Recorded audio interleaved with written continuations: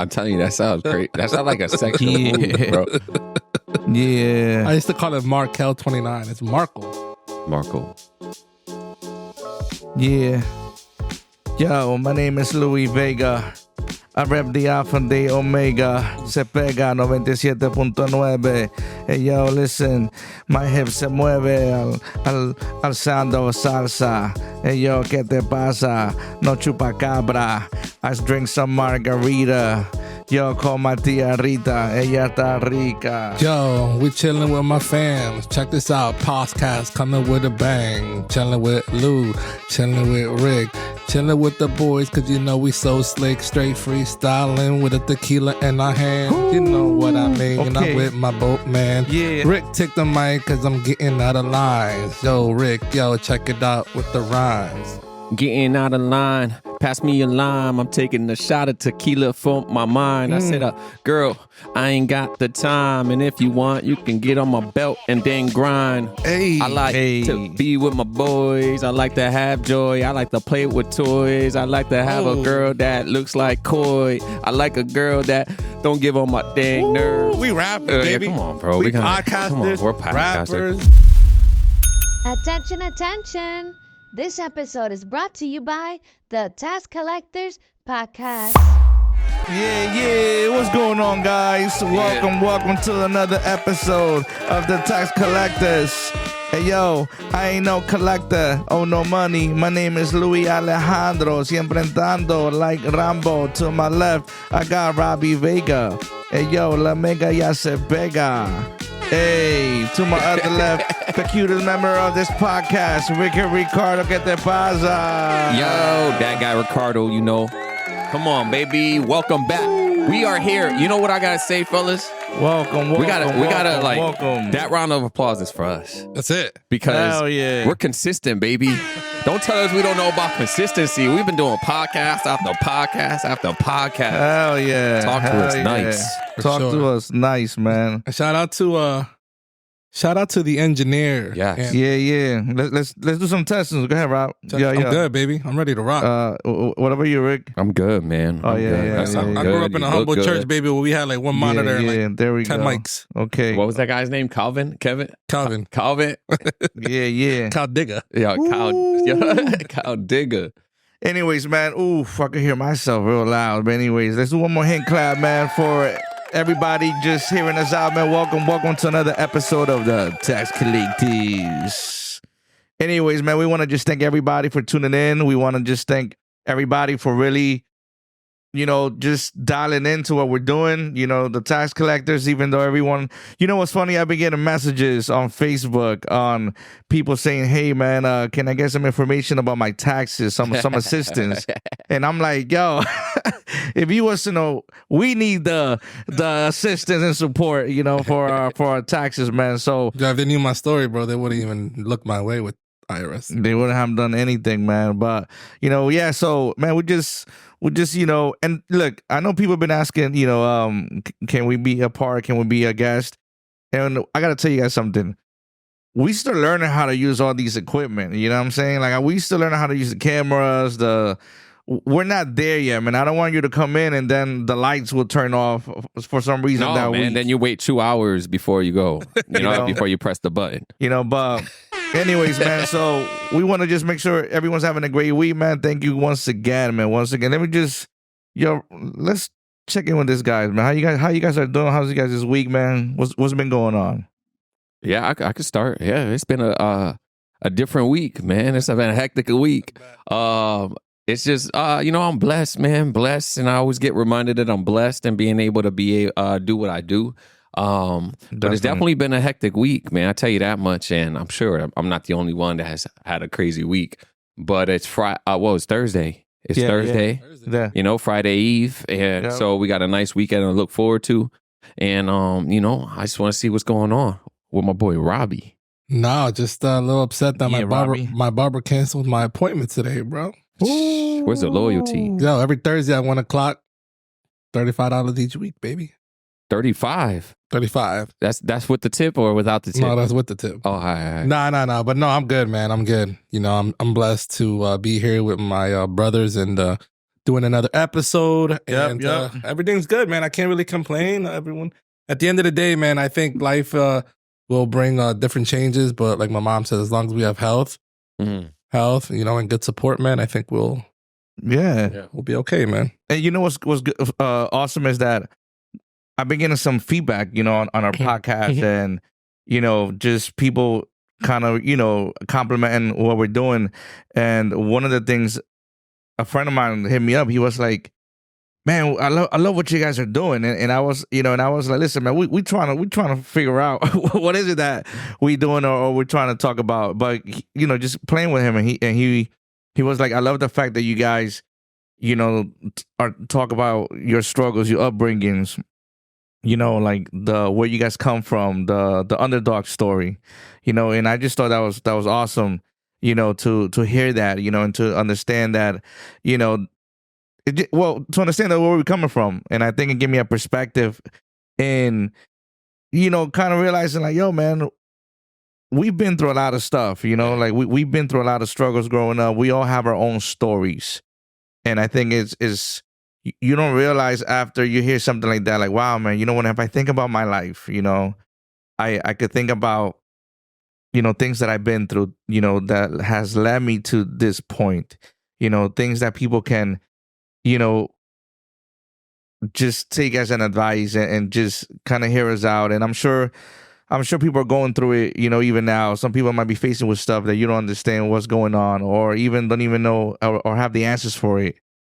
And I think it's, hearing our situations and our struggles and what we've conquered, can really impact you guys and influence, people. And I think that's just dope to understand. Like, yo, sometimes we try to figure out, like, even in this podcast, we try to figure out, like, yo, what we're going to talk about. Like, we want to add value to the creators and to the audience.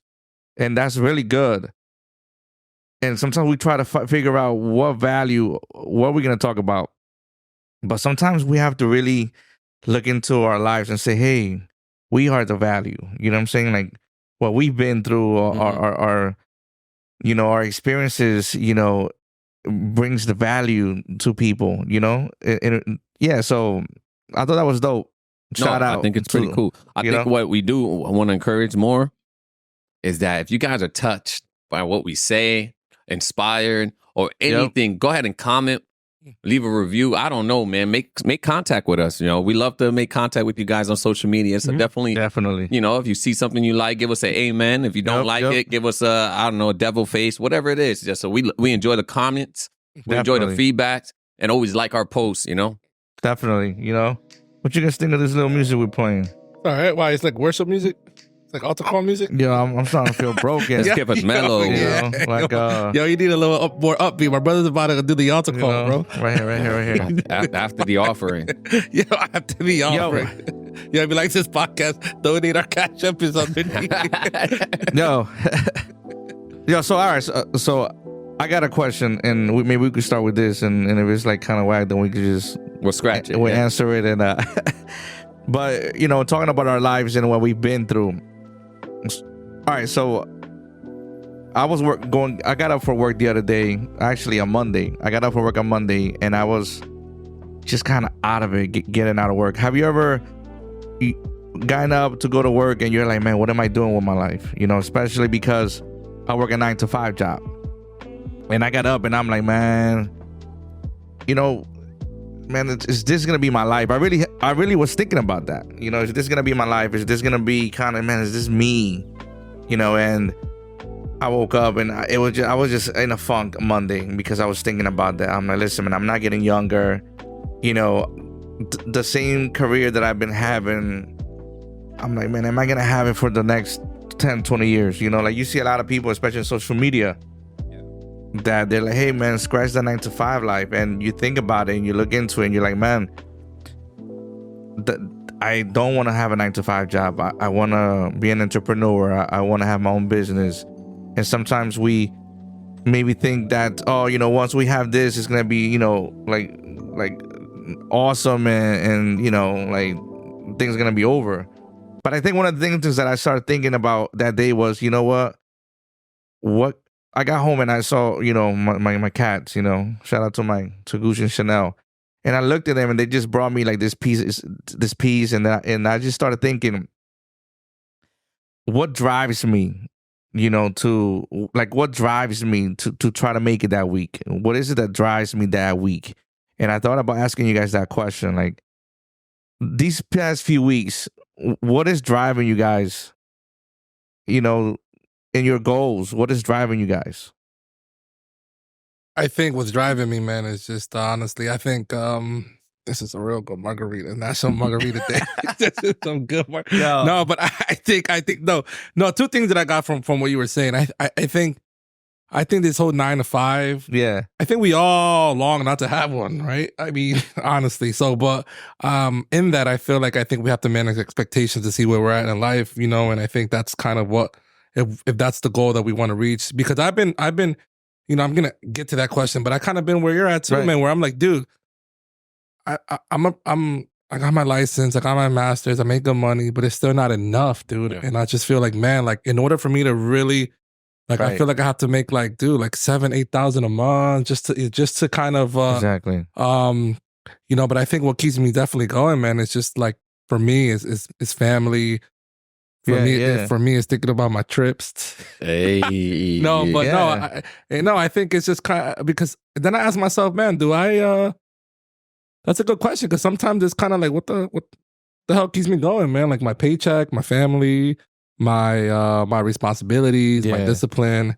But I think at the end of the day, man, it's this idea of wanting to progress more, right. But the end of I don't know, bro. To be honest. I can say obviously not to sound cliche, but I definitely what motivates me is Christ, bro. Getting God. Secondly, let me just say the second one a lot quicker. It's I like the idea. I like the concept, the idea in my head that I'm going to be shitting on people. You know what I mean? That I just know. I wake up and I said, yo, I'm about to make this money. And I'm going to be shitting on people that didn't think I could make it. This low key, I have this competition. All the girls that left me flat. Yeah. You left me on red. You did this. Yeah. No, I'm going to be shitting on you guys. So when you see me in public, I'm like, damn, I dropped the ball. I should have kept Ricardo around. You should have answered that Instagram. Yeah, you should have answered the eyes that I sent you emoji. You know what I mean? Yeah, no, that's But it's the low key competition of the idea that I'm gonna be better than I was yesterday. Right. And again, back to my first point, Christ, man. Honestly, sometimes I'm not motivated. Right. But then I'm out of at Seaside Park, taking a moment where I'm getting it in with God, or I'm reading the Bible, or I'm watching some inspirational speech on Christ. And then that just motivates me. It just gives me enough motivation for the day, not for the week, but a day. Sometimes I don't need it. Sometimes I'm already motivated. I watched a good movie and I'm motivated, but ultimately it's God and the motivation of competition. Yeah, that's dope. Yeah, that's real. That's for sure. Yeah. I know I touched when I was talking about 9 to 5. I started just thinking, after I answered that question, I was like, well, you know what? F for 9 to 5. But listen, do you think it's realistic to that, just to the general population, and not working a 9 to 5 job? I think that's what society not working. That's what society. Hey, quit your 9 to 5 job. You know how we used to see in social media, quit your 9 to 5 job. Start your business or do this or grab on your phone and make money with your phone. Is that very realistic to the general population? What are you gonna say, Rob? I was gonna say that's what society is pushing on us, though. What, the 9 to 5? No, there's this new movement of F 9 to 5s, bro. I'm like, dude, why? Like, way more now than it was before, because now we have more. We just take more control of social media, content, stuff that you can do virtually, stuff that you don't need a boss. But little by little, man, it's like F 9 to 5s, bro. I think we all feel like F 9 to 5. It's the 9 to 5 just is a repeat of elementary school, waking up early in the morning, getting out at a certain time, having lunch at a certain time. And the same with high school. The 9 to 5 is dead. However, it is what we're trained for. Mm-hmm. It's something that they trained us for. Is like, listen, you're gonna do your work in school, and it translates over listen to your supervisor, listen to your teacher. Listen, do your work. Do your work. You get the 2 days off of the weekend. Yep, same thing. Maybe you could call out sick at school. You could do the same thing maybe at work. That's true, but at the end of the day, you have to there's these line of rules that we learned growing up how to obey. Yeah. So when we go into the work system, it's an easy transition. But I do think a lot of people's desire to be a boss, you know what I mean? Is there the entrepreneurship? People want to own what they have versus rent and borrow, you know what I mean? So I think what the mindset is changing, and I do think we don't need the 9 to 5 anymore. It can go. It can go. We don't need it. All right, so already have said in that, what's stopping people? Because I've been thinking like that for the past 20 years. Education, baby. And I'm still working a 9 to 5 job. And no. And, education and creativity, bro. I think you need creativity. I don't think you even need I think we live in a society where you don't even need to go to college, bro. You don't even need to. Yeah. For my thing is when my daughter, if she goes to college, she better not. And I'm a social worker and I'm a therapist and I love being a shout out to all my therapists out there. Hold strong, yo, shout out, blah blah blah. Ooh. But yo, she's gonna tell me, we gonna pay all that money to be a social worker? Oh hell no, dude. I feel like there's just so many other for college, man. You need to be a lawyer, a doctor, a nurse, something that is bringing in money. Because right now you could, dude, you could be an editor and learn everything on YouTube and start charging people $200 per short. You know what I'm saying? Or you could be, baby. Well, you got this, my guy. But you could start doing, bro. You could do stuff like you're doing, bro. You could start doing some real estate, some Airbnb, some subleasing. Yeah, and you'll be making more than what someone in college is making. We've definitely got to the point where right now a bachelor's is not even really worth anything, right? A master's was the bachelor's, right? A master's is the bachelor's, and in order to get a master's, you got to get licensed in something, right? But I think this whole idea of it's mind blowing sometimes in Colombia or Peru or Bolivia, where our family grew up and our family is and what we are identified with, bro. They work from 8 to 7, Monday through Saturday, bro. To get minimum wage. That's wild, bro. That's I don't so your question was more I was asking if the 9 to 5, but what's stopping people, right? Yeah, what's stopping people? I definitely think besides education, the fact that not growing up education, but they don't take the time to actually study it. You know what I mean? They don't. I think we have this poverty mindset, and I've had it, and I still have it sometimes, where it's save all my acorns. You know what I mean? Just save them all. Don't know what to do. To invest in. Do I plant a tree and do I hand them out to friends? Yeah. It's save, and not know what to do with my money. Not know how to have my money work for me versus me working for my money. And is that concept, that mentality that has to change. So I think educating yourself is the most important. Watch a YouTube video of some guru. You know what I mean? That doesn't mean you have to go to school or college. Educating yourself in terms of if resources and what's out there. Of course. Well, we got 24 hours a day. If you work 8 hours, right? You're down to 16. All right, let's say you need the other 8 to sleep. You're left with 8 hours of just leftover time. Let's say an hour of that, hour and a half of that is eating. Right. You got at least 6.5 hours. You should be putting that 6.5 hours to work for you. And that's whether you educate yourself, you read a book, you go work out, you go hang, spend some quality time with friends, therapy, but watching YouTube videos, I think you should be able to do all that. So one thing, what are some things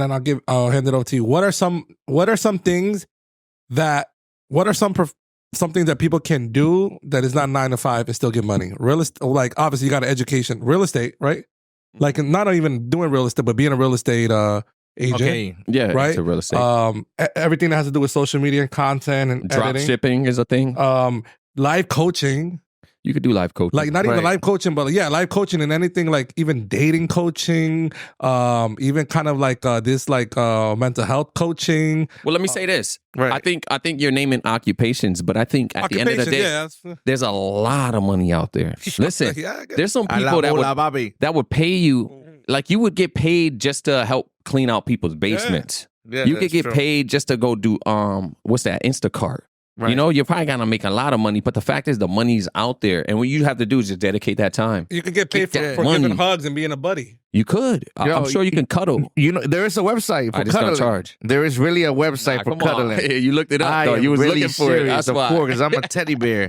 Obviously, there's a website for cuddling. So if you like to cuddle, there is a website. You could go up in there. How much you charge? And charge your service fees. If y'all want to cuddle, listen, man, I'm like a Care Bear, you know. Like it depends. I give discounts if the discount is worth it. You feel me? Yeah. You can bring a Just sister, kidding. bring a friend.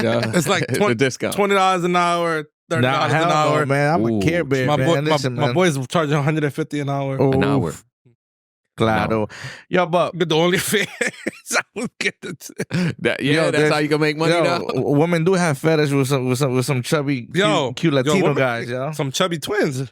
Ooh. That's a gimmick. That's Nah, the forgive me, fantasy of a lifetime. Yeah, but go out there and Yeah, but- educate it and get your money. But what I was gonna ask too is, do you think comfortability is like a big factor? You know, when it comes to people, you know, taking risks and actually, Of course. because it's easy. Yeah, you could be a real estate agent. You could start your drop shipping company. You could do Uber. an interpreting company. You could do this. You could do that. But the comfortability. So if you work in a 9-to-5 job and then you have kids, you know what I'm saying, and then you know you have some other responsibilities, and then you want to get out of this 9-to-5 job system, you know, is it easy to go out and risk it, you know, and do something you want to do differently, despite knowing that you're counting on your salary to be able to, you know, to afford your responsibilities? Mm-hmm. You know, like, what you guys think about that?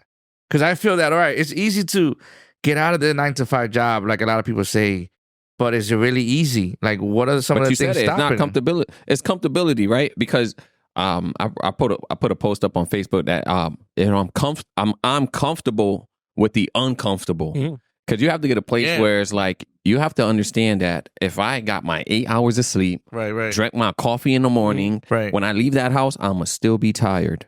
So Right. if I had 3 hours of sleep and I had my coffee and went out the house, I'ma still be tired. So at the end of the day, I'm gonna be uncomfortable and tired.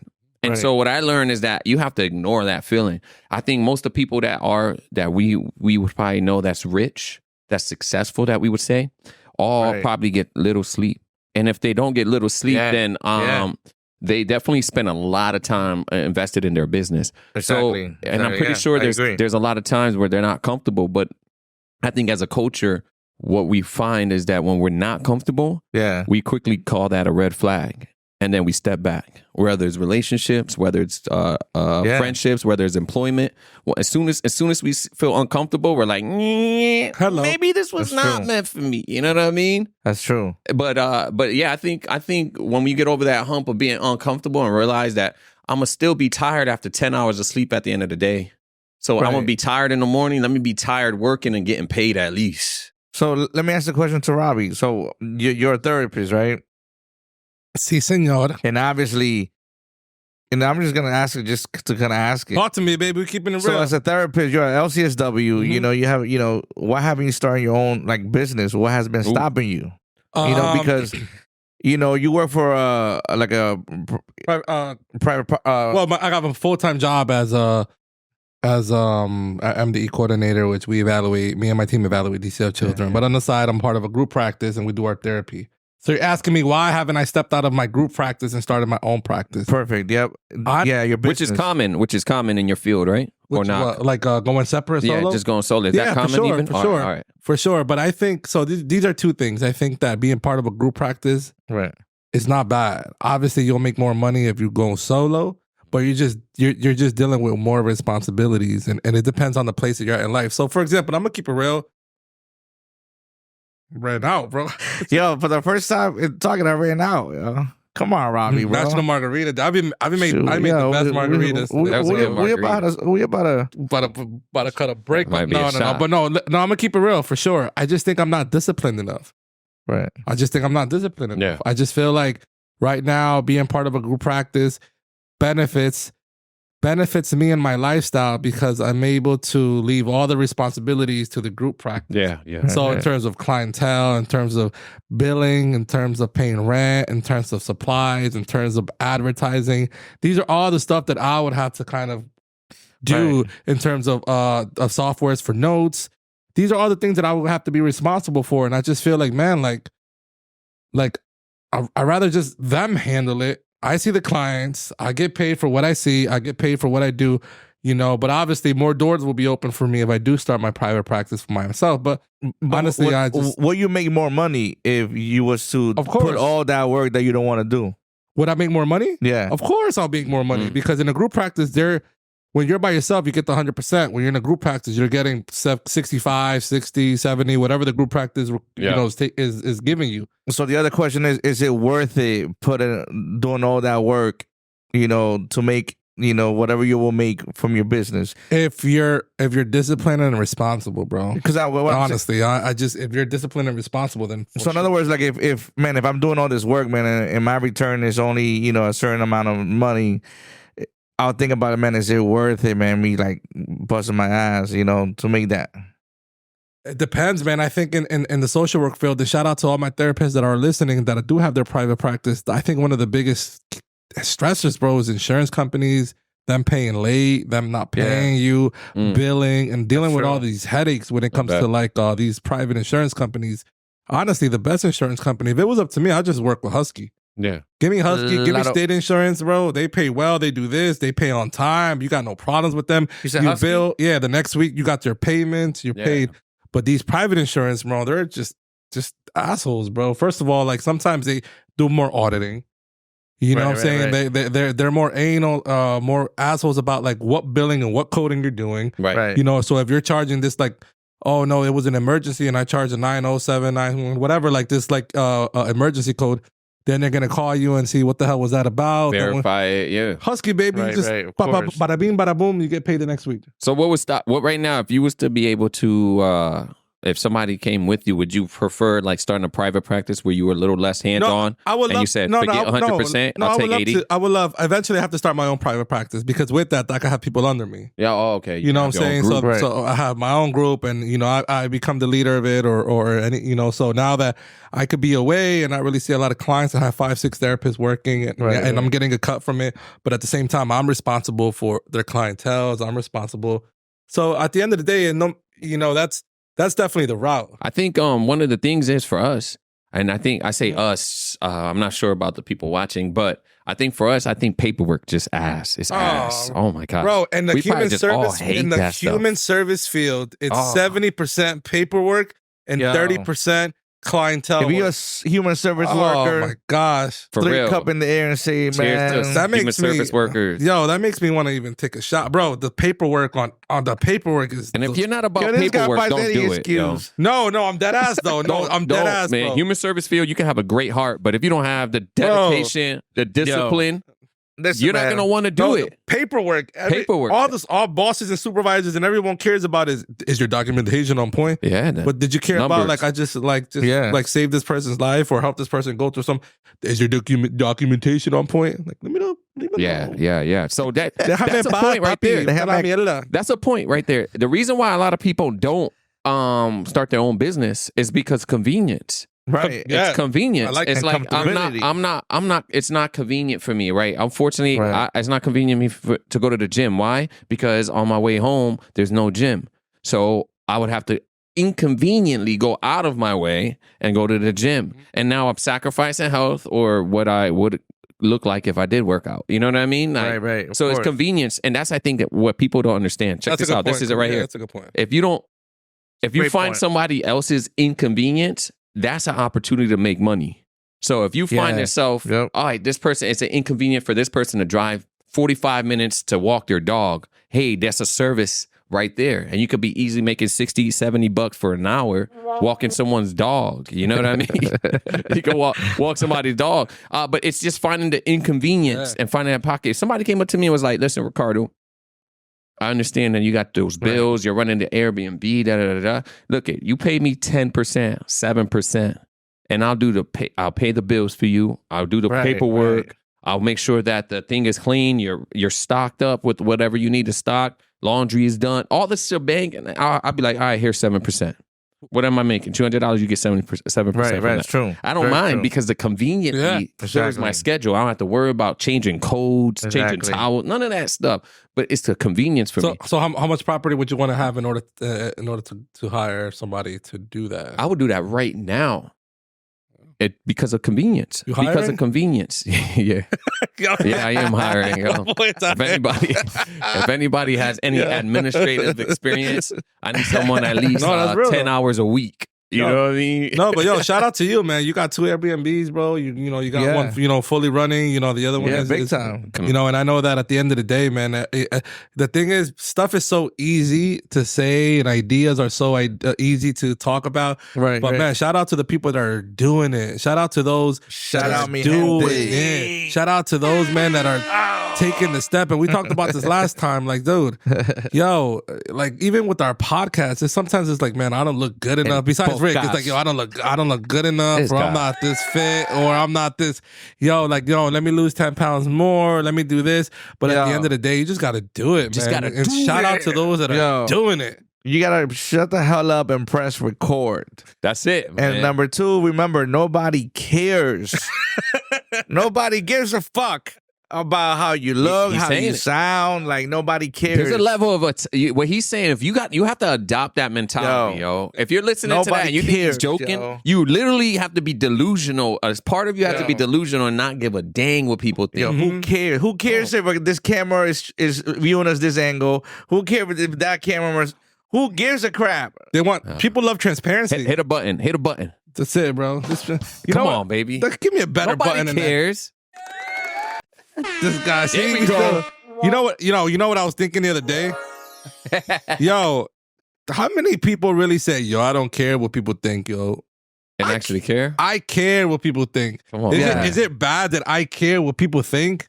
Sometimes when I'm doing this podcast, bro, and sometimes like when I have a little bit, you know, I've been behaving more as weeks go by because, you know, but no, but sometimes I'm like, I start thinking about like, yo, what is this person going to think if she sees this podcast? I got you. No, I'm dead ass, bro. Like, yo, what is this person gonna think? Like, if like, what is this Christian girl that I'm talking to is gonna think when she sees this podcast? Or like, what is this like this coworker's gonna think when she sees me talking mass? Yeah. You know, and dropping F-bombs like I don't give a damn. You know, she's gonna think that we're too worldly for the Christians and to Christians for the world, baby.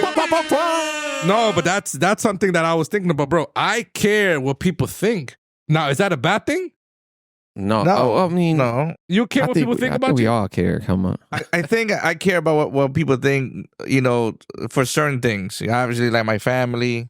Because I've been encouraged by you because you have you've always told me I just don't give a fuck what they think.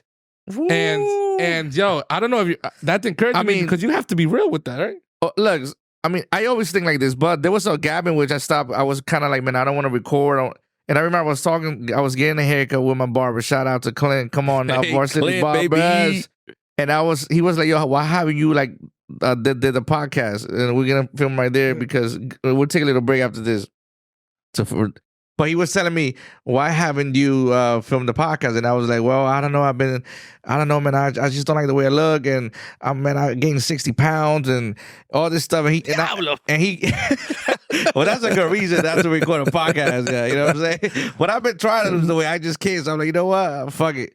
So he was like, you know what, bro? Yo, shut the fuck up and record. So nobody care? And he told me, like, yo, nobody cares, bro. And I was like, yo, the way Clint's real though. with the way he said, he was like, yo, nobody gives a shit. Like, just record. And I started laughing and I was like, bro, you know what, bro? Like, that's how I always used to think. And you know what? It's time to think that way. You know, because if you're going to keep putting like, you know, thoughts, you're never going to do it. Self-conscious, but it's normal though. We all self-conscious. This is why I was talking about the 9-to-5 job. Like, you know, we talk about, you know, the path of, entrepreneurship and financial freedom. But if you don't get up and record or do it, you're still going to be stuck, you know, like with all these, you know, conveniences that you don't want to do it. Yeah. So let's end off with this.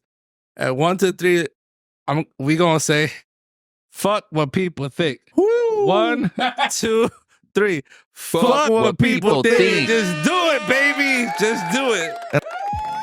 Thanks again, guys. If you didn't notice that there was a glitch, we took a little intermission, and to bring us back, we're gonna do a little shot. A little shot of Oof. It's Today's Margarita Day. I'm Margarita sorry, go Day. ahead. You was Margarita about to Day, say okay. that. No, I was gonna say what you were saying, baby. National Margarita Day. So we had to do something. Okay. A little tequila. And actually, I saw a video that said tequila's the healthiest liquor. For those Okay. out there on their health trip, Yo, tequila. on that camera, how do I look? Do I look too short? No, you look great. I think we can't fight that one, bro. We can't fight that one. Yo, for all the short brothers, man, we're about to take a shot for you. We know the struggle. What are we taking a shot for, man? Just for love, prosperity, health. Well, you know, I want to, in Yeah, context to our last conversation, Let me get a song. it's being comfortable in the uncomfortable. You get me? Yep. You know, convenience. You know, for us working towards a lifestyle of convenience. You know, comfortably. And this is what our futures holds, baby. Tax collectors blowing up. That's it, baby. Shout out to This guy those saw that it in his hand. Yo, this guy's making a whole thing. Look at this, joint. He has. Yo, shout out to He's those like, who saw yo. their He thought it was some other white stuff for a moment. He was like, Ooh, Eddie. let's go, baby. Yeah, Cheers, yeah. baby. Cheers. All right, let's Salud, cheers, salud, let's cheers, salud. salud, Come on. salud. You know how they say, pa arriba. Pa abajo, pa dentro y pa dentro. papá. Listen, for the viewers that never seen us out in public, if we go out in public and you see Lou around, he's going to definitely have a couple shots, a couple rounds of shots. He's going to be tight. And it starts off real smooth, like, yo, you guys want something to drink? We get something to drink. It could be 10 minutes in, 3 songs later, he's like, yo, let's do some shots.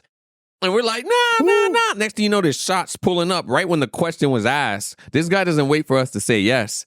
He orders the shots. Yes, We're taking yes. the shots. And 5 minutes later, we might be doing the second round of shots. Yo, it's a bad habit that I have that I'm trying to get out of, you know, but what can I say? I think when I take a shot, I just want everyone to take a shot with me. Like, I want to enjoy my time and I want everybody to enjoy it with me and vice versa. Yo, speaking about shots and drinks, would you be able to date a girl who does not want you to drink? Ooh. What the hell? Well, hold on.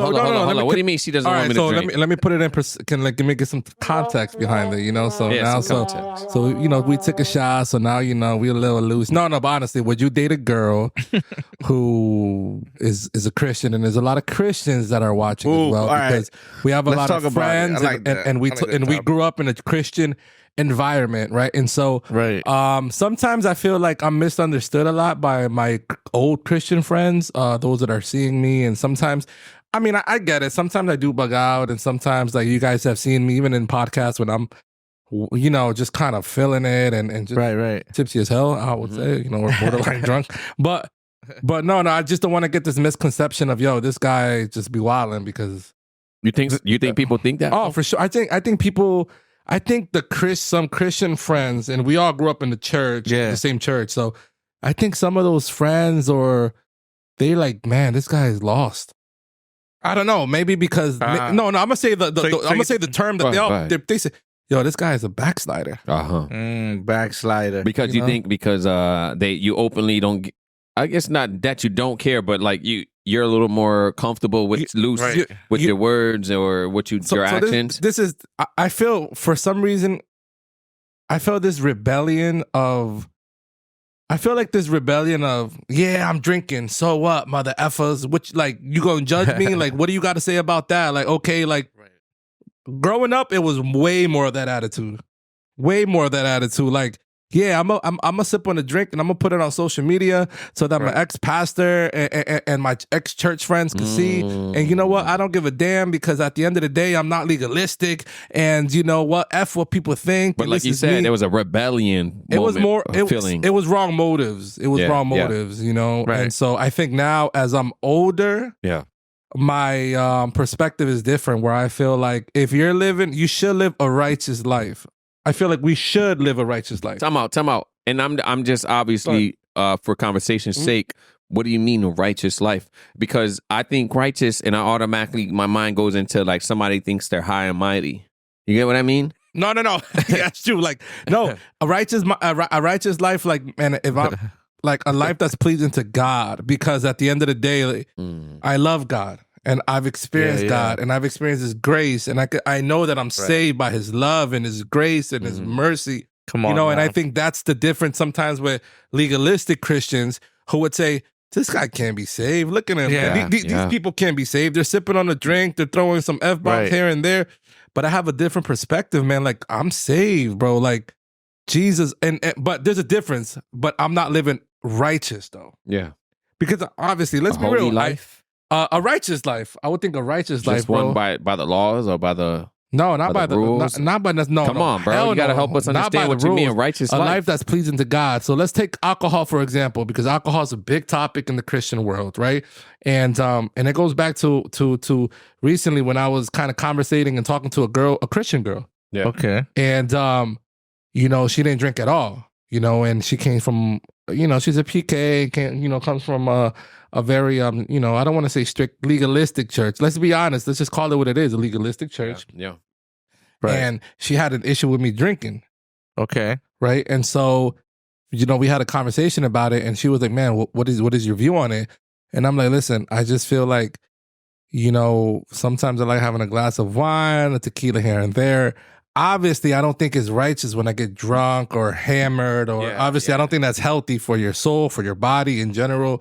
But then I'm like, dude, I can't be with a person who completely is what's that word? Who's just kind of just is completely turned off and not understanding like the.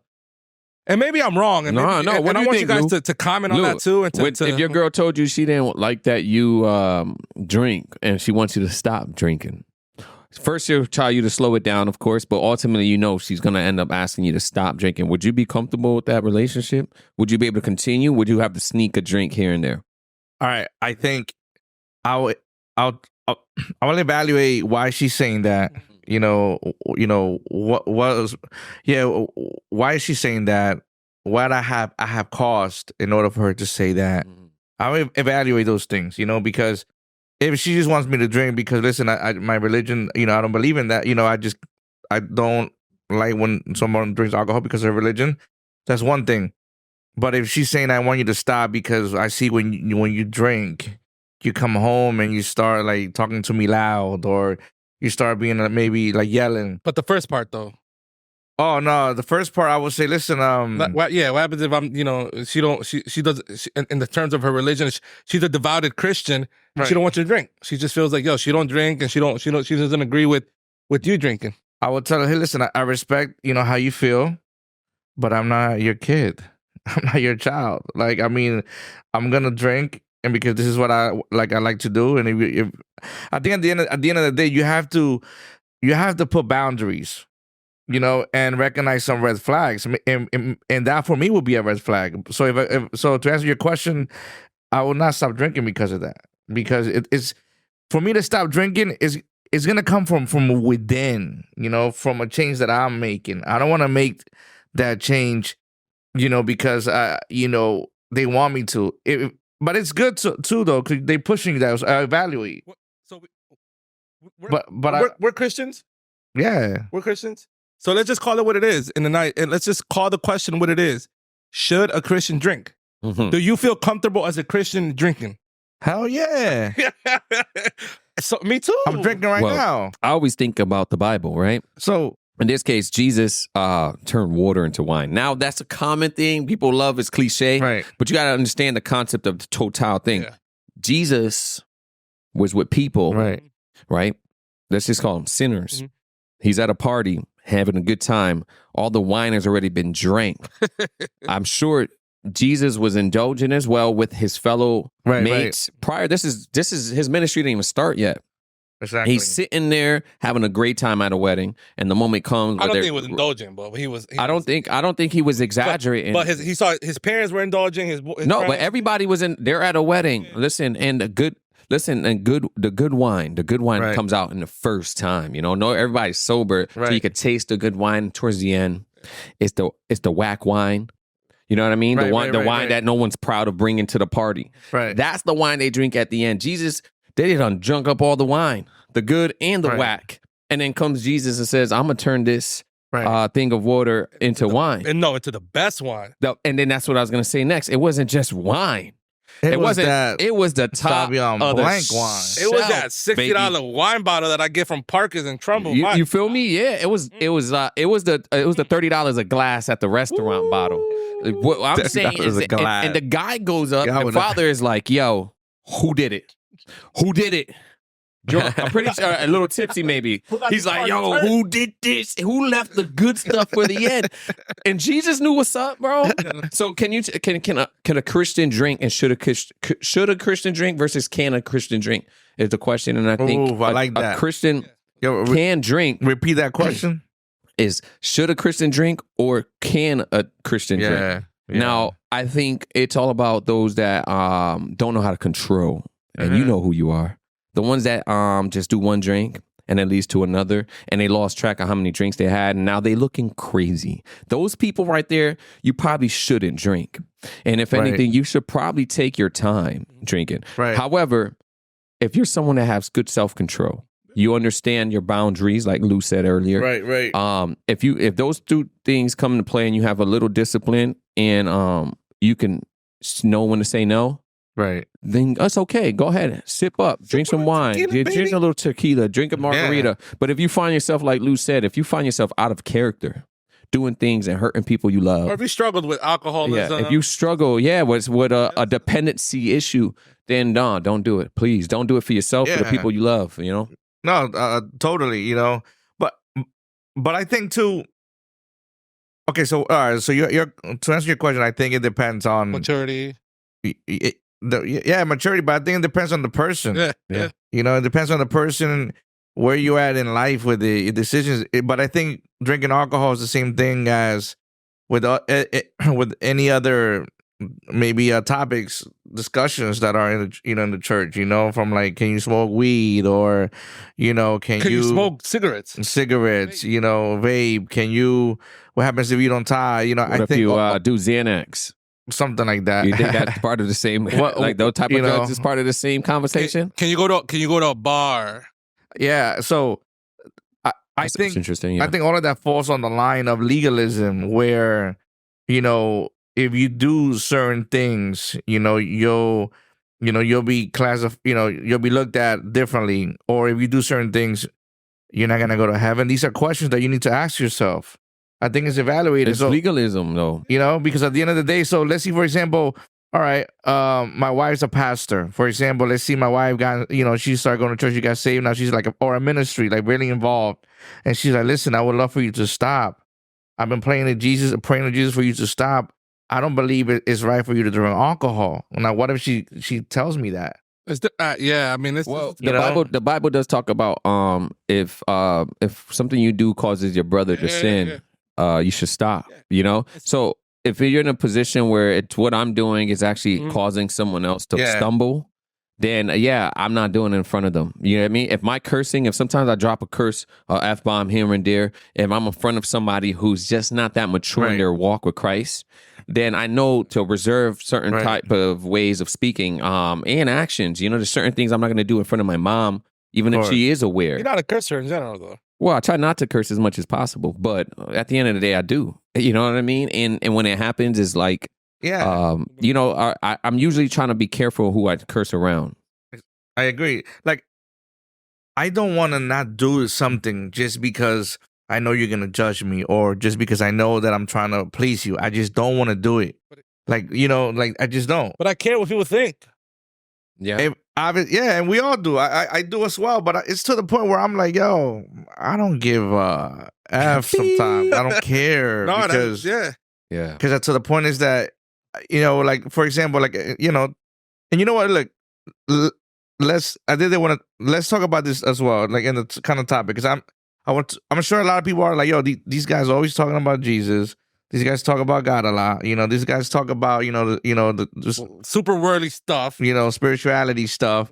And I think, maybe we should kind of address like our history with it. One of the things is that we grew up in church. We What's that mean, though? We got saved. Yeah. Basically, we got saved as teenagers. What does that mean, getting saved? It means saying like, hey, Jesus, I gave you my life. I want to walk with you. I want to try this walk. Like, we've done that. I was 17. I know, how old are you, was Robert? 13. And Rick, how I got old were you? no. I got saved at 14. 14. You know, since that age, we were like really committed to like ministry. A lot of people don't realize that. I went, you know, we were committed to our youth ministry, but then I went to California for like missionary school. Right. You know, I went to the UTC, it's called, you know, and I went and I studied 66 credits in theology because I was really passionate, you know, and you know, you guys as well, you did music. Yeah. You know, you served in the youth ministry. Like we've done that, and you know, we were talking about our experiences in life, and we have a big, like a quarter of our lives was dedicated in the church yeah. to ministry. To ministry. You know, Yeah. and this is why, despite people seeing us out and all this stuff, a lot of people don't realize that we have like Connor? Christianity background. Man. Oh no, like, for real. We have like if you check our resume, if somehow we could pull out our resume of life experience, a big chunk of that is ministry. Like, listen, we've preached. Yeah. You know, we've laid hands. We saw things happen. We were involved in ministry. We got hurt in ministry. You know, I got kicked out for some stuff.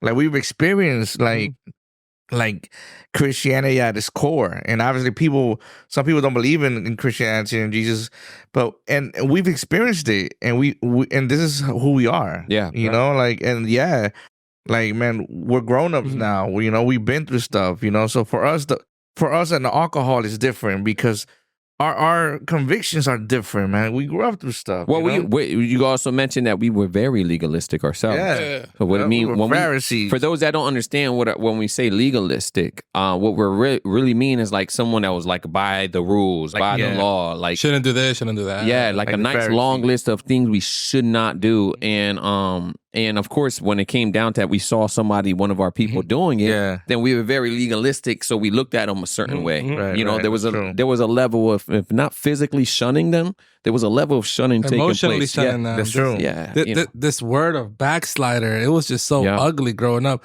You know, but it's not all negative, man. I appreciate, you know, and I know a few years ago we did like this whole series on Confessions of a Backslider. That's a sick name, Confessions of a Backslider. Oof, we need to run a new episode on that. And you know, and I think that, actually, you know, because in the beginning when I first left church, I came from a place of hurt, man, where like I was hurt. You know, like I was just in a rebellious stage, you know, where I was just like, yo, I'm a Christian, and listen, I'm a Christian, I'm at a bar. Like, what are you going to say? Like, you know what I'm saying? But now as we grow older and we're more in my maturity, I'm grateful for the ministry that I was in. Yeah.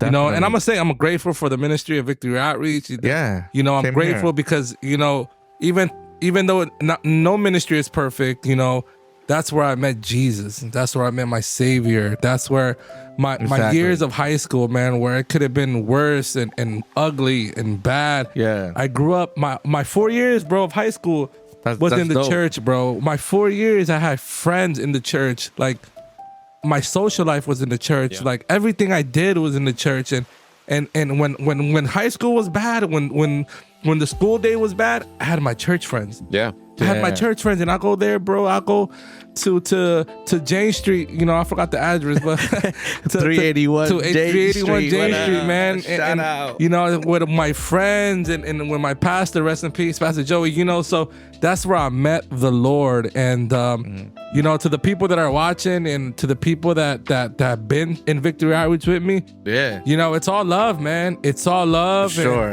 and I know, and at times it might have felt like, you know, this dude is hurt. You know, like this dude is. Facts. But that's all of us, man. It's just kind of part of life. But I'm grateful. This is where I met my boy Ricardo. This is where you know what I'm saying, where me and my brother did ministry growing up, and we all and I love Jesus, bro. And like I said before in that clip that, you know, that I mentioned, man, like definitely there is nothing that's gonna fill me like Jesus fills me. Yeah. I think it's important.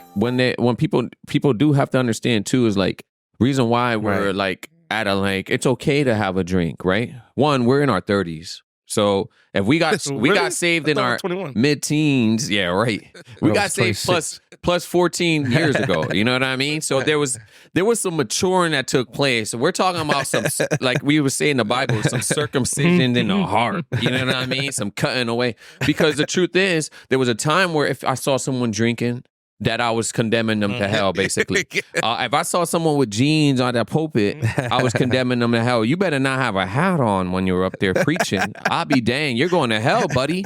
And then the thing is with Victory Outreach, I'm not sure if y'all remember this. I came from a church before I went to Victory Outreach. I was in a Spanish Pentecostal church. Now, if you ever been one of those, more come legalistic. on. Yo, so in that place, there was that talking about legalistic. They were very orthodox. They were old school. So I go to Victory Outreach after going to this church, and they got a rap beat on.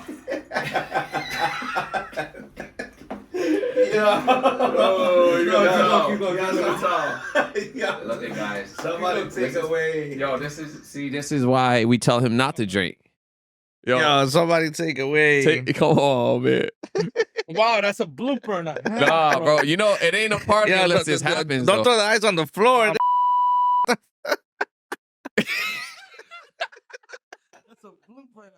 Look at how he like that, like he pushes all the water everywhere. Yeah. Wow, that's a blooper. Oh shit, yo. Talking about we should encourage Yeah. stuff. I love it. Jesus. Yo, we better put this up. This is why you don't drink, yo. That's a blooper. No. Oh man, that's hilarious. Listen, ladies sorry, and gentlemen, guys. we apologize for Fuck, man. this situation. What was I saying? You were talking about how you love Jesus. How you went to Spanish church. So I go from this very, very old I love you guys. church. I'm sorry. Like, it's all right, buddy. Like, you know, yo, I go from this old school style church to this church with these guys, and I think these guys are worldly. I'm sending them to hell in my head. Lou is probably rapping in Spanish. You know, Jermaine is rapping. All these people are rapping. I'm like, what the heck is happening here? Like, they had this whole street light in their whole little setup, like an actual red, green, and yellow light. It was in their basement setup. Like, that's part of the whole No, we gotta get tear down. Come on. Yo, Lou used to be so check this out. I'm gonna share this story. Lou was heavy, yo. If y'all would have saw Lou back in those days, I was really involved, he was very in there. And so if you were walked in, Lou was in your face like, hey, man, I don't know if you ever heard about Jesus Christ. And you're like, bro, you talked to me last week? I was man, really heavy, yo. But Lou used to be a youth leader, right? You talking about physically or spiritually? No, I'm talking about spiritually, Both. bro. Yo, and then he used to do tear downs. Yo, setups and tear downs. He used to have Ron help him. Yep. And I used to be like, yo, Ron, what are you doing, bro? They're just using you just to tear down. And Lou would throw down. Like, he'll have shit running.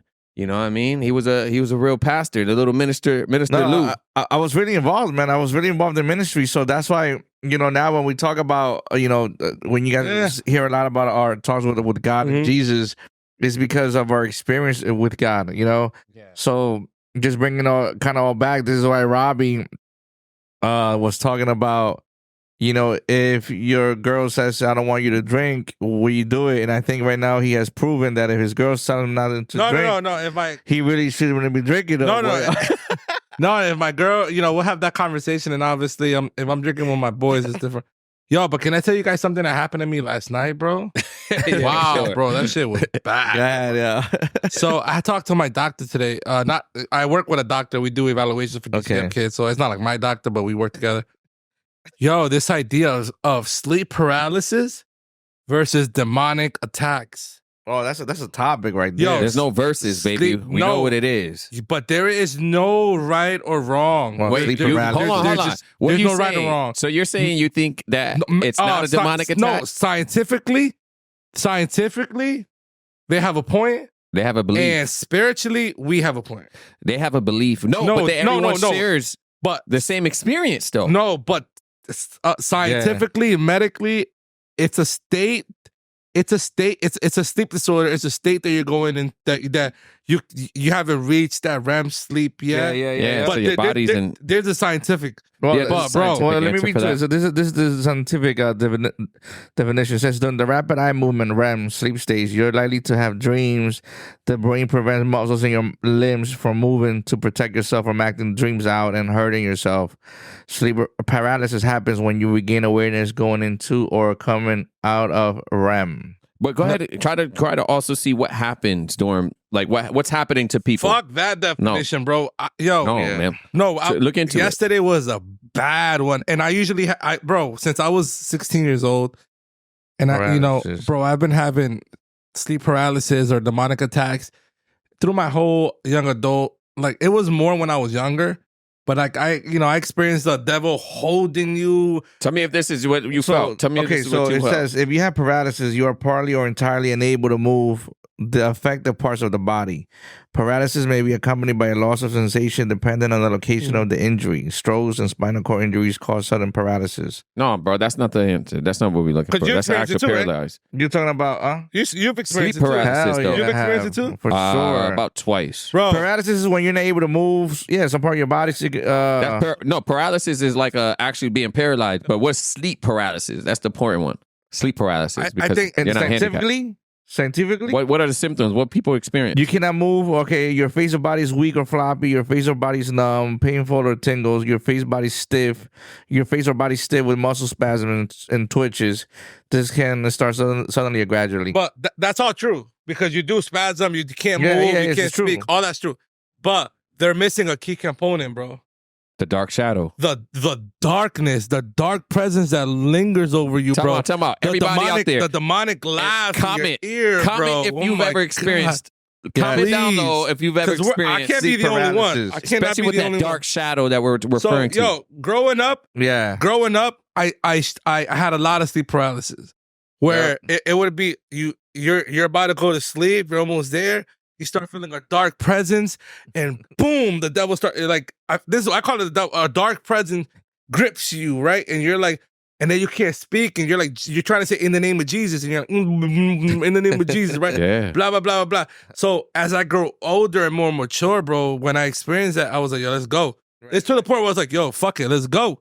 Let's go. I'm ready for it, baby. Let's go. And then boom, like you start, like that's go. Wild. Let's go. To the point where I didn't even say in the name of Jesus no more. Nah, bro. Yo, yesterday night, it was in the name of Jesus. And you could say it though? It was But because I experienced so much, it got to the point yesterday I felt like, bro, when I and it's crazy because my brother texted me like 2 minutes later, bro, talking about, yo, you want to come downstairs and see this reel I just did? I'm like, no, motherfucker, I just want this I'm trying to get delivered right now. Like, he's like, you okay? You want me to go up? I'm like, nah, what you gonna do? Lou, what's your experience, Lou? No, I had experiences for sure. I had a lot of sleep paralysis, but I think I've had it so much where I passed like the demonic stage, and now I'm starting to like scientifically try to understand it. But that's where I was at.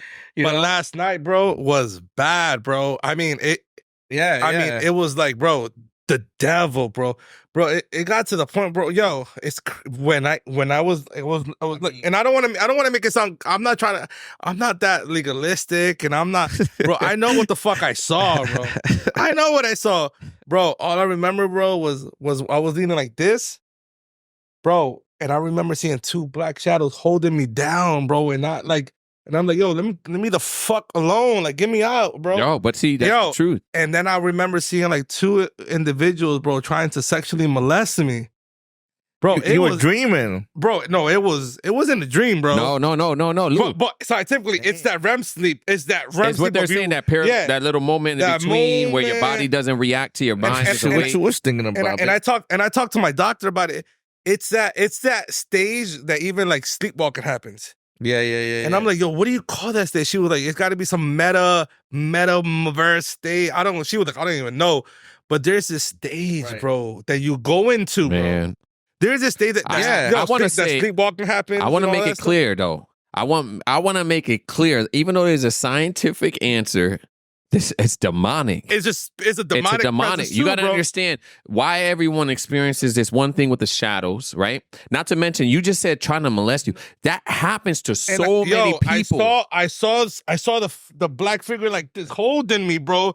Like, and I'm like, I never experienced it, bro. I could go through the grabbing. You feel like you're being grabbed. I could go through the whole in the name of. So what you experienced yesterday is not really paralysis, bro. It's more like a really demonic attack. No, it's sleep paralysis. Okay, yeah, I know, but then you saw things. It's a demonic attack. But that's what everyone sees things. Like even people that aren't Christians. But no, I have an argument towards that. But everyone that's not Christian, they still see things. But I think if you're a Christian, you see more spiritual demonic shit. But But I don't think maybe. But I know people that aren't subconsciously, Christians that's that what we're had that thinking of. experience. No, but subconsciously we subconsciously No, not subconsciously. There's no subconsciously. Yes, there It's a is, spiritual bro. warfare. No, it's a spiritual. subconsciously, though. No, listen. It's a spiritual warfare. What happens is, check this out. Let me bring some Bible into this. All right, Ready? go ahead, theologian. No. Check this out. Theologian In the Ricky. beginning, God created the heavens and the earth. Blah blah blah. Right. Fast forward. Right. Right. Then He creates Adam. Right. And then He creates these animals and tells Adam to name all of them. And then He's like, "Yo, it's not good for man to be alone." So He puts him. What does He do to Adam? Takes his rib. But what does He do before He do that? He puts him into a deep sleep. Yeah. To a deep sleep. What my point is at this moment, and then Eve is taken in a rib, and then boom, he gets a. I want to say sleep is an avenue to the spiritual world. Yeah. Right. And that's why women are sometimes a little more, a lot of times are more spiritual than men, because one, they were birthed out of sleep. You know what I mean? When a man was in his spiritual state. And two, the Bible talks about how God would speak to us through our dreams, right? So there's some spirituality going on here in dreams, right? So my whole thing is that at that moment when you are in that sleep paralysis where you're still aware, but you're paralyzed, right? That moment right there, I think, is an in-between, like you're in the spiritual world. And at that moment, you're open to attacks. I agree. You know what I mean? No, I feel like you're in that spiritual world and you're open. Bro, because you've been with me, like when I was like when you would try to wake me up and when we were teens and like. But I think there's a scientific part to it. Oh, for sure. There's a scientific part to everything. Or that a lot of people try. are probably thinking like, nah, that's scientific. But obviously, definitely, when it happens, you do feel like your body goes through this like fear. For sure, like this, like what's it look? It feels like fear. Something grips your fear. heart. Oh my God! So, but this is what I was talking to a doctor, because I was talking to my doctor who is not spiritual, who's kind of like a more of like agnostic in terms. And I was like, I told my doctor, yo, I understand everything you're saying scientifically, because she was trying to break it down, but I was like, yo, let's agree to disagree. There's a spirit, even if you think there's a 5% spiritual component to all this. Yeah. I'm telling you by experience that there is. Yeah. That there is. So I get you. It's all science. I could say it's 90% science. But you guys got to give it. There's a 10% agnostic, atheist, scientist. You got to give me 10%, and knowing that there's 10%. Right. There's 10% spiritual. But how do you explain to people whose experience in that is molestation? There's people who actually experience some form of trauma Yeah, or something like where it's someone they're being touched. So I think when it comes to trauma, sex and molestation, that's happening. Oh, for sure. In that sleep paralysis state. We are, and we can make a whole episode about this.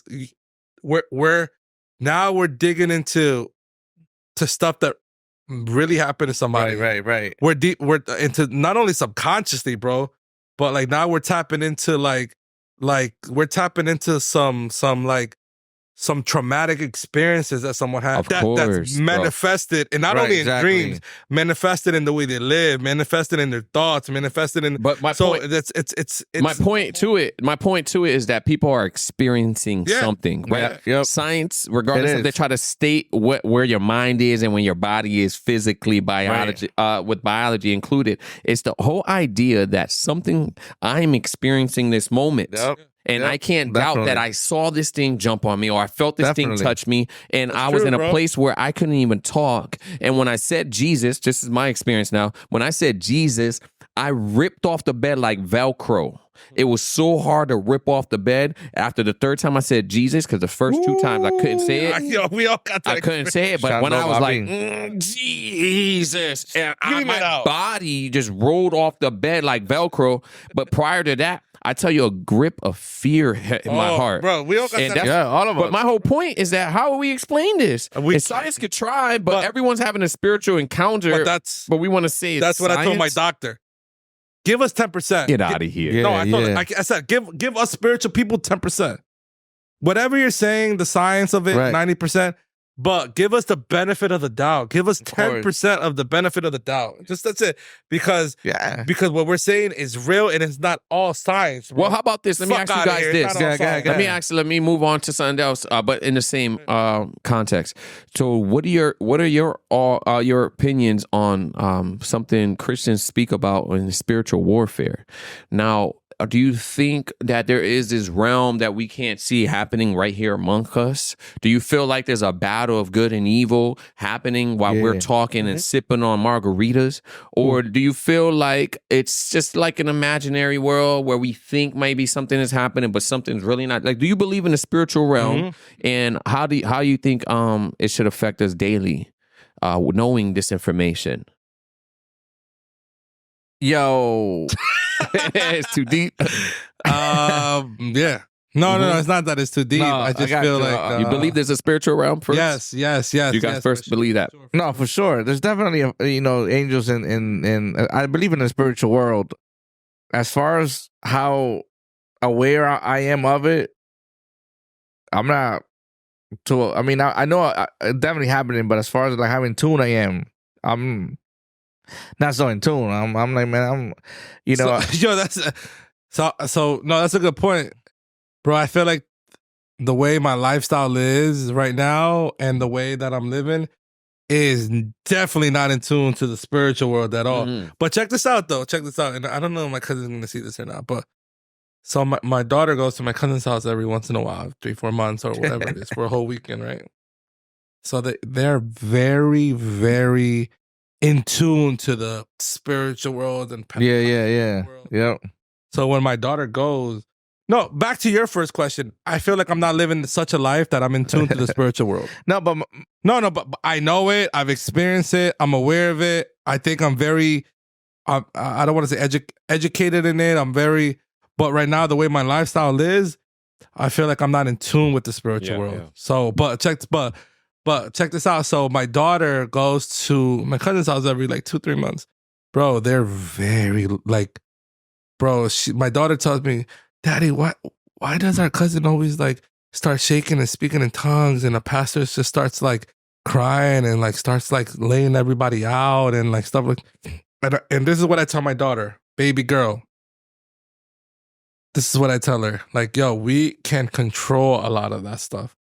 Like, this is not like I try to protect her from that spiritual element in the spiritual world. What do you mean you're trying to protect her? Because, bro, a lot of it, I feel like a lot of that stuff, bro, could be controlled, and a lot of it is emotions, and a lot of it's not, as a Christian, I'm speaking as a Christian. A lot of that is not even necessary, bro. Wait, hold on. But I've seen people outside of church, right? Let's just talk. Like, we're going to go back to the church part, but you're right. What you're referring to... I'm talking about the church part. Yeah. What he's referring to is a lot of people that they say like they catch the Holy Spirit, and so they speak in tongues, or they cry, or they yell, they yell, or they sometimes even we heard noises. Noises. That's what I'm saying, more into the church. And what he's saying is a valid point, because some will say that that's super spiritual.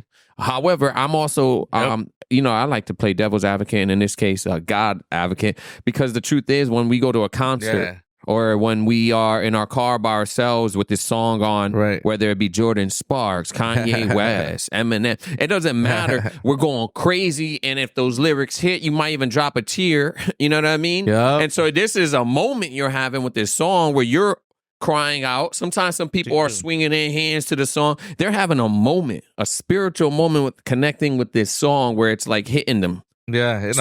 So why can't the church do the same thing? Some people cry, some people shout, some people because they're having a moment. They're having a spiritual moment, a breakthrough for some people. That's all good, but when we've been through it, when you tell a 13-year-old you're not experienced with their experience, you don't have the Holy Spirit. I want you to lift your hands right now. I want you to lift your hands right now. The Holy Spirit is not, in their mind, I don't see you crying or stuff like that.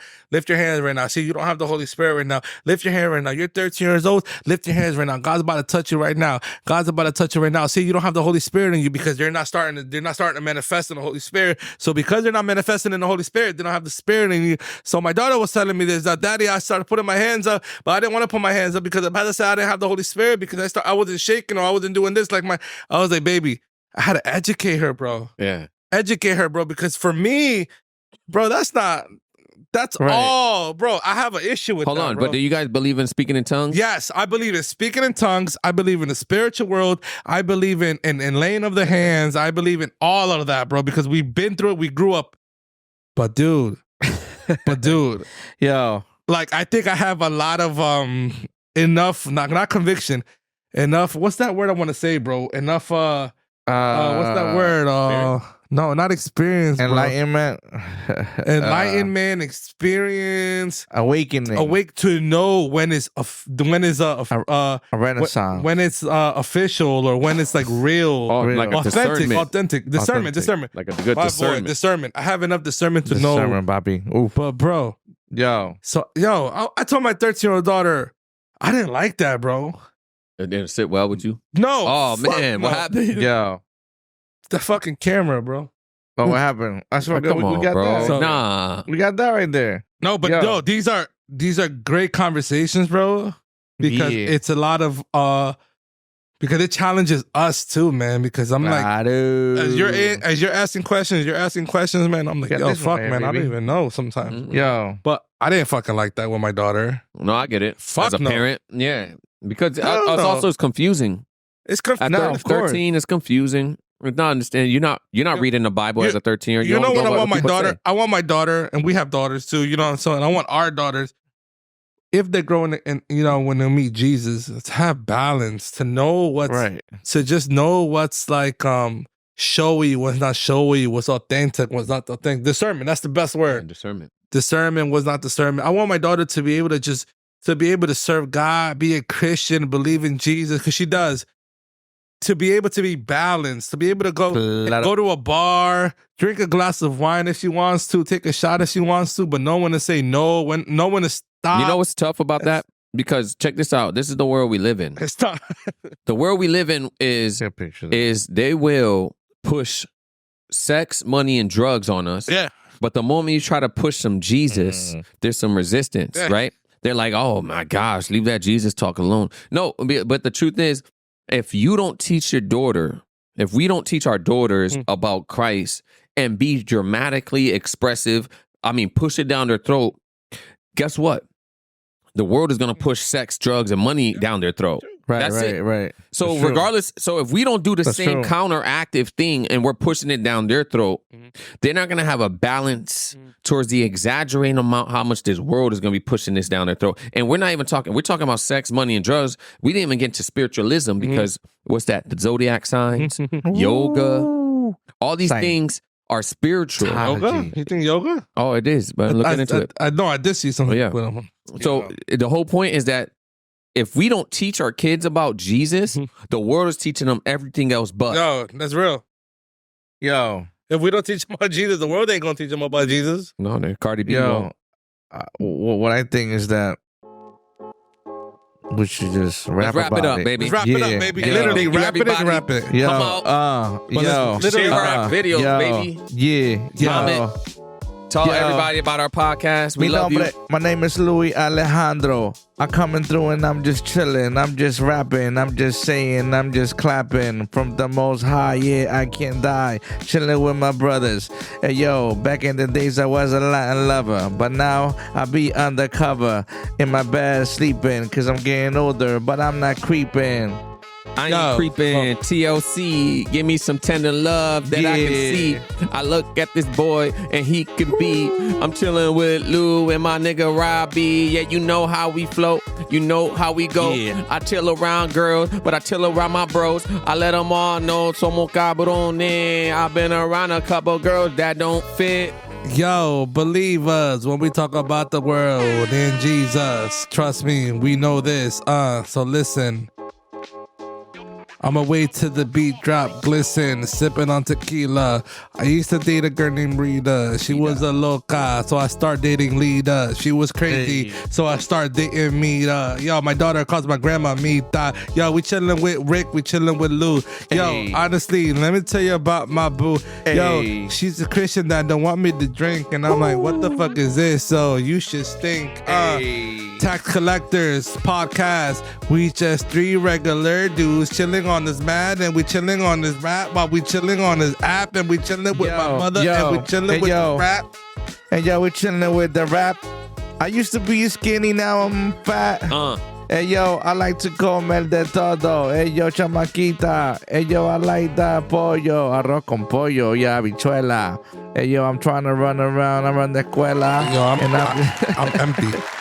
Oh, nah, you ain't drinking no more, you bro. spilled it. Go ahead, yo. That's it, man. Love you guys. Yo, thank you guys for watching. Peace. Yo, we Peace got out. mad bloopers.